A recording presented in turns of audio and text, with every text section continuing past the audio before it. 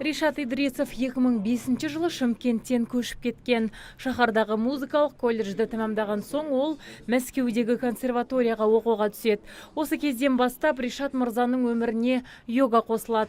Танымал йога оқытушысы Үндістан, Тибет, Корей және Қытай елдерінде рухани өмірмен байланыстырудың түрлі тәжірибесін меңгеріп келген. Нәтижесінде ол Hatha Detox Flow йога жүйесін ойлап табады.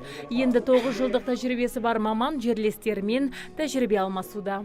В Тибете я изучил тибетскую йогу, в Индии изучил индийскую. Тибетте мен тибеттік йоганы үйреніп келдім. Ал Үндістанда әрине үндістандықты. Қытай елінде болса даостық тәжірибе алдым. Әрине түрлі мәдениетке кездескен соң ішімнен оларға ортақ дүниені табуға тырыстым. Содан соң мен йоганы үйретуге мәжбүр болдым. Өйткені өзім білім алғандықтан оны тарату мен үшін міндет.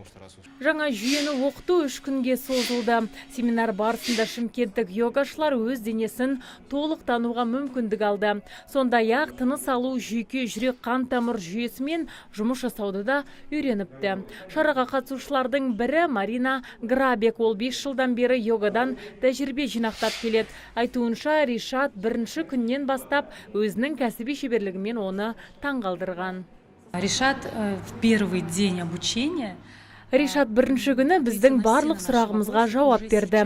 Біз бірінші күні-ақ негізгі ақпаратты алдық. Біз оның дәрісін мұқият тыңдадық. Тіпті өзімізді қызықтырған барлық сауалдың жауабын таптық десек те қателеспейміз. Алдағы уақытта бұл білімді өзіміздің сыныптарда оқытатын боламыз.